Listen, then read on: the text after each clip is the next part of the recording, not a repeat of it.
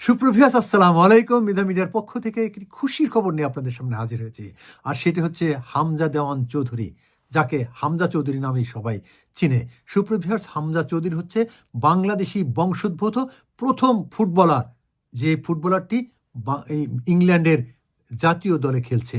সুপ্রভিয়াস, এই খুশির খবরের সাথে সাথে সারা বাংলাদেশিরা যেন আনন্দে উজ্জীবিত হয়ে উঠছে।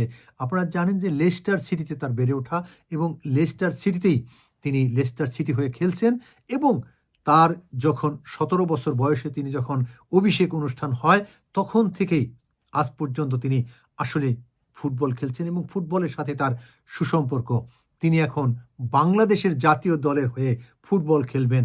এই খবরের সাথে সাথে বাংলাদেশের যারা ফুটবল প্রেমী তাদের মধ্যে এক নতুন উদ্দীপনা সৃষ্টি হয়েছে।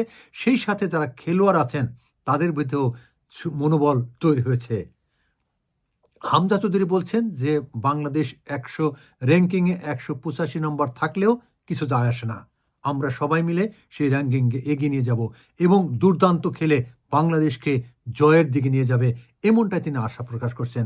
তিনি বলছেন যে আমি শুধু বাংলাদেশের খেলোয়াড় হিসেবে যাব না, বাংলাদেশ দলকে আধুনিকতায় ভরে তুলব। ক্যারোবিয়া কে বিয়ে করেছিলেন, সেই ক্যারোবিয়ার ঘরেই হামজা চৌধুরীর জন্ম, এবং তার মা বর্তমানে আরেকটি বিয়ে করেছেন। তিনি হচ্ছেন হবিগঞ্জের দেওয়ান মুর্শিদ চৌধুরী। দেওয়ান মুর্শিদ চৌধুরীকে নিয়েই হামজা চৌধুরীর এখন একসাথে এক পরিবারে বসবাস করছেন। তার একটি কন্যা সন্তান রয়েছে। সুপ্রভিয়ার্স, হামজা চৌধুরীর এই খবরের সাথে সাথে বাংলাদেশের ফুটবল প্রেমীদের মধ্যে এক নতুন জোয়ার সৃষ্টি হয়েছে।